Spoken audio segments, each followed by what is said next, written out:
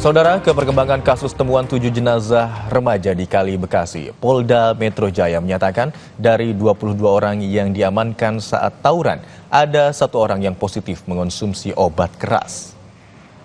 22 orang ini disebut sempat berkumpul bersama ketujuh remaja yang ditemukan tewas di Kali Bekasi.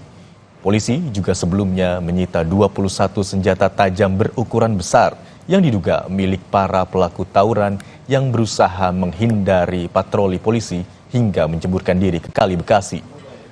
Puluhan senjata tajam ini dibawa ke Polres Metro Bekasi Kota. Hingga saat ini, 22 orang diamankan sementara 3 orang lainnya telah ditetapkan sebagai tersangka atas kepemilikan senjata tajam. Selain senjata, polisi juga menyita 30 unit sepeda motor.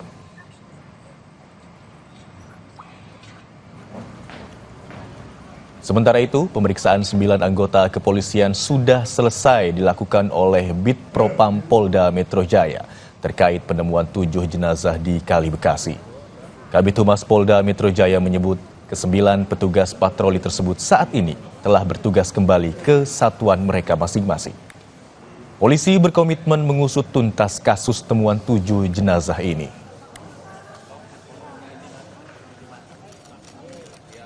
Dan saudara, kita akan perbaharui informasi soal identifikasi dari 5 jenazah yang ditemukan di Kali Bekasi bersama dengan jurnalis Kompas TV, Malaika Kridaman, di Rumah Sakit Polri Kramat Jati. Selamat pagi, Malaika. Bagaimana dengan perkembangan identifikasi dari 5 jenazah yang masih berada di Rumah Sakit Polri saat ini?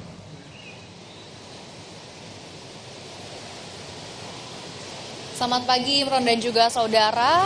Hingga saat ini memang baru 2 jenazah yang teridentifikasi dari 7 jenazah yang ditemukan di Kali Bekasi, Jawa Barat pada minggu lalu dengan inisial AD dan MR, sedangkan 5 jenazah lainnya masih dalam proses identifikasi dan juga pencocokan data yang telah dibawa oleh keluarga, karena hingga kini sudah tercatat sudah ada 7 keluarga yang datang ke RS Polri Kramat Jati dan mengatakan atau melaporkan ada anggota keluarganya yang hilang atau belum pulang.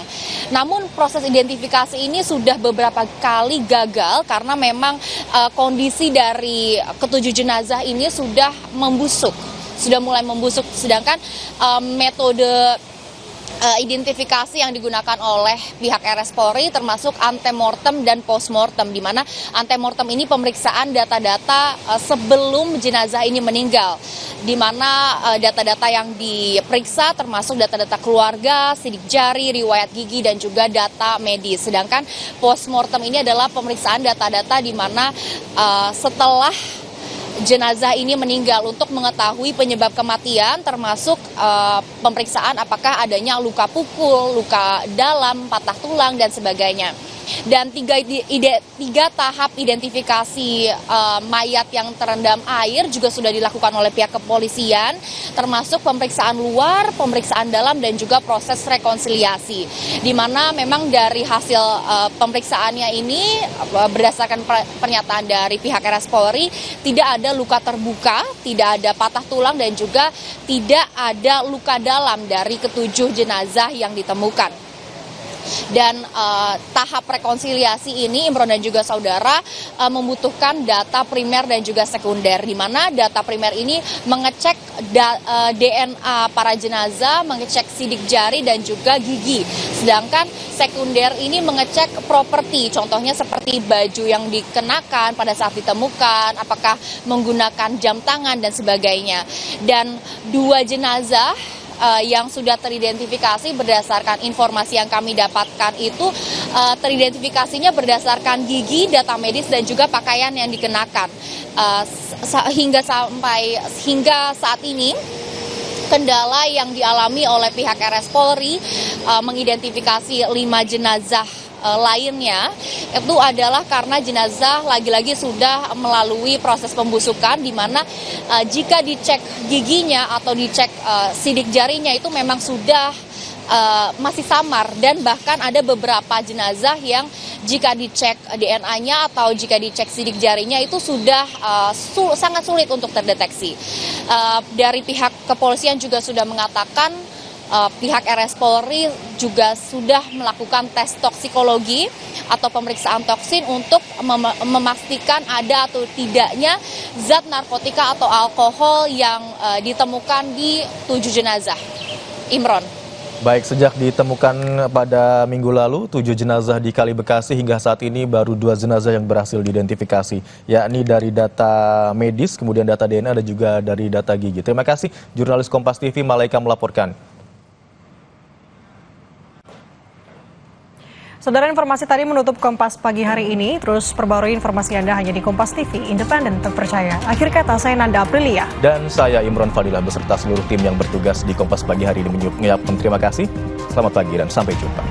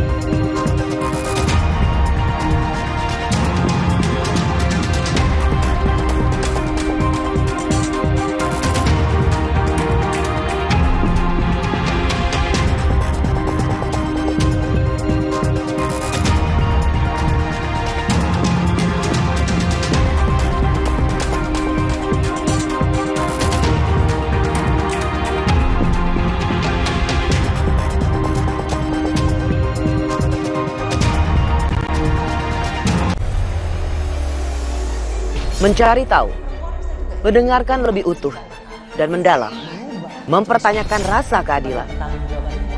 Saya mau minta klarifikasi. Klarifikasi. Tanggung jawab. Bapak malu nggak sih? Apakah saya dengar permintaan maaf yang benar kan backingnya para jenderal? Kita mengingatkan penguasa, menghibur yang papa.